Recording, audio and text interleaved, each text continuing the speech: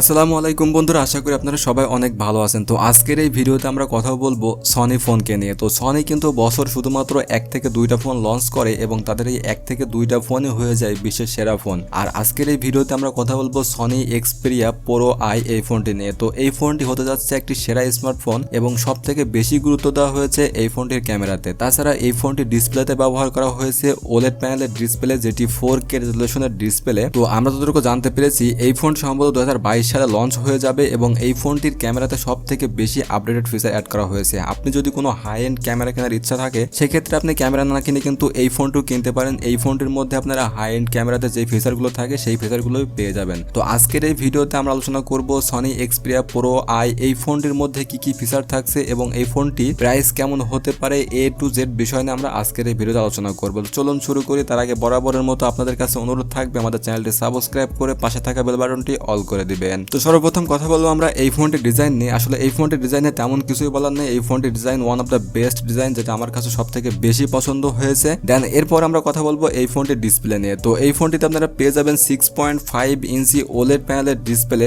এবং এই ডিসপ্লেতে থাকবে 120 হার্টজের ডিসপ্লে রিফ্রেশ রেট। এছাড়া এখানে যে ডিসপ্লেটি প্রোভাইড করা হয়েছে এটি কিন্তু 4K রেজলিউশনের একটি ডিসপ্লে। এছাড়া ফোনটিতে আপনারা পিপিআই ডেন্সিটি পেয়ে যাবেন 693 পিপিআই ডেন্সিটি। তাছাড়া 4K রেজলিউশনের ডিসপ্লে এবং ওলেড প্যানেলের ডিসপ্লে, যার কারণে এখান থেকে আপনারা কোনো ধরনের কোনো কমপ্লেন করতে পারবেন না। ওভারঅল অ্যান্ড্রয়েড জগতে সব থেকে বেস্ট ডিসপ্লে প্রোভাইড করেছে সনি এই ফোনটির মধ্যে। তো এই ফোনটিতে আপনারা ডিসপ্লে প্রোটেকশন হিসেবে পেয়ে যাবেন কর্নিং গরিলা গ্লাস ভিক্টাসের প্রোটেকশন এবং এই ফোনটিতে IP65 এবং IP68 water and dust protection ব্যবহার করা হয়েছে, যেটি কিনা আপনারা 1.5 মিলিমিটার পানির মধ্যে 30 মিনিট পর্যন্ত রাখতে পারবেন, যেখান থেকে আপনাদের কোনো সমস্যা হবে না। তাছাড়া ফোনটি বিল্ড করা হয়েছে অ্যালুমিনিয়ামের ফ্রেম দিয়ে এবং এর ফ্রন্ট ও গ্লাস প্রোটেকশন পেয়ে যাবেন এবং এর ব্যাক সাইডও আপনারা গ্লাস প্রোটেকশন পেয়ে যাবেন। তো এবার আমরা কথা বলবো এই ফোনটির পারফরমেন্স নিয়ে। তো এই ফোনটিতে ব্যবহার করা হয়েছে অ্যান্ড্রয়েড 11 এবং এখানে চিপসেট ব্যবহার করা হয়েছে কোয়ালকম স্ন্যাপড্রাগন 888 5G প্রসেসর, যেটি 5 ন্যানোমিটার আর্কিটেকচারের তৈরি এবং এই প্রসেসরটির মাধ্যমে আপনি 100% পারফরমেন্স পেয়ে যাবেন,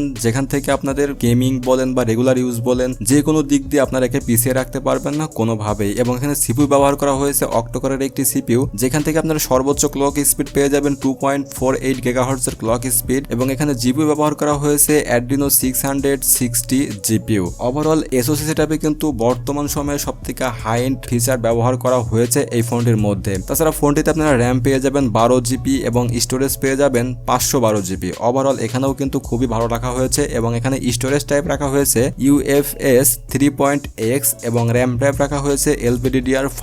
তো ওভারঅল সবকিছুই আমার কাছে বেশ ভালো লেগেছে। এবার আমরা কথা বলবো এই ফোনটির মেন আকর্ষণ এই ফোনটির ক্যামেরা নিয়ে। তো এই ফোনটিতে মেন সেন্সর ব্যবহার করা হয়েছে 12 মেগাপিক্সেলের একটি মেন ক্যামেরা সেন্সর। আপনারা হয়তো অনেকে ভাবতে পারেন 12 মেগাপিক্সেলের সেন্সর এটা কেমন সেন্সর। আসলে আমরা অন্যান্য যে ফোনগুলো দেখে থাকি যেখানে 108 মেগাপিক্সেল 200 মেগাপিক্সেল পর্যন্ত ক্যামেরা প্রোভাইড করে, তারা কিন্তু প্রতিটা ক্যামেরাতে পিক্সেল বিনিং করে করে তাদের ক্যামেরাকে হাই এন্ড ভেরিয়েন্টে নিয়ে যায়, কিন্তু সনি কিন্তু তাদের ক্যামেরাতে কোনো পরিমাণ পিক্সেল বিনিং করে না এবং তাদের এখানে যে 12 মেগাপিক্সেল তারা প্রোভাইড করতেছে এটি কিন্তু অ্যাকুরেট 12 মেগাপিক্সেলের ক্যামেরা পেয়ে যাবেন। এছাড়া এখানে কিন্তু অ্যান্ড্রয়েড জগতে সব থেকে বড় সেন্সর ইউজ করা হয়েছে, যার সাইজ 1 ইঞ্চি। আপনারা বুঝতে পারতেছেন যে এখান থেকে আসলে কেমন পারফরমেন্স আপনারা পেতে পারেন। তাছাড়া এই ফোনটি দিয়ে আপনারা যখন কোনো পিকচার ক্যাপচার করবেন তখন আপনি সামনাসামনি একটা মানুষকে ঠিক যেভাবে দেখতে পারবেন, এই ফোনটি দিয়ে ছবি তোলার ক্ষেত্রে ঠিক 90% কাভার করবে। আপনি হয়তো বুঝতেও পারবেন না আপনি সামনাসামনি দেখতেছেন নাকি ক্যামেরার মাধ্যমে তাকে দেখতেছেন। তো এছাড়া এই ফোনটিতে 12 মেগাপিক্সেলের একটি টেলিফটো সেন্সর ব্যবহার করা হয়েছে, যেখান থেকে আপনারা 2x অপটিক্যাল জুম করতে পারবেন এবং প্রতিটা ক্যামেরার মধ্যে আপনারা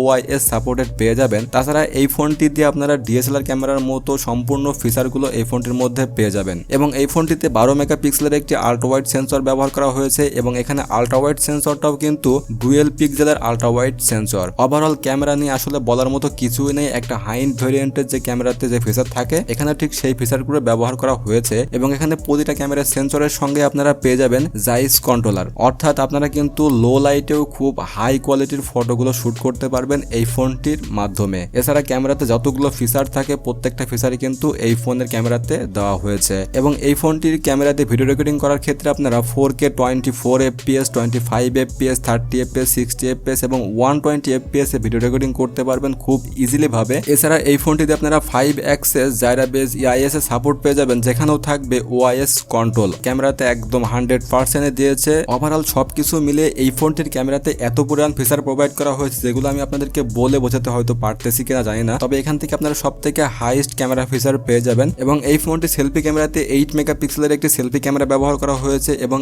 এই ক্যামেরা থেকেও আপনারা সর্বোচ্চ কোয়ালিটি ফুল ফটোশুট করতে পারবেন, যেটি অ্যান্ড্রয়েড জগতে সব থেকে বেস্ট সেলফি ক্যামেরা হতে যাচ্ছে। এবং সেলফি ক্যামেরা তো আপনারা সবগুলো ফিচার পেয়ে যাবেন। এবং ফ্রন্ট ক্যামেরাতে ভিডিও রেকর্ডিং করার ক্ষেত্রে আপনারা 1080p 30fps এ ভিডিও রেকর্ডিং করতে পারবেন এবং ভিডিও রেকর্ডিং করার ক্ষেত্রে আপনারা 5 অ্যাক্সেস জাইরা বেস ইআইএস এর সাপোর্ট পেয়ে যাবেন এই ফোনটির ভিডিও রেকর্ডিং করার ক্ষেত্রে।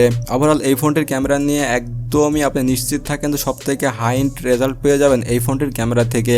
তো এবার কথা বলা যাক এই ফোনটির ব্যাটারি নিয়ে। তো এই ফোনটিতে ব্যাটারি হিসেবে ব্যবহার করা হয়েছে 4500 মিলিঅ্যাম্পিয়ারের একটি ব্যাটারি এবং এখানে 30 ওয়াটের একটি ফাস্ট চার্জার ব্যবহার করা হয়েছে এবং 30 ওয়াটের এই ফাস্ট চার্জার দিয়ে মাত্র 30 মিনিটের মধ্যে আপনারা 50% চার্জ করে নিতে পারবেন এই ফোনটিকে। তো ওভারঅল সবকিছু মিলে আমার কাছে মনে হয় এটি সব থেকে বেস্ট একটি ফোন হতে যাচ্ছে 2021 সালে।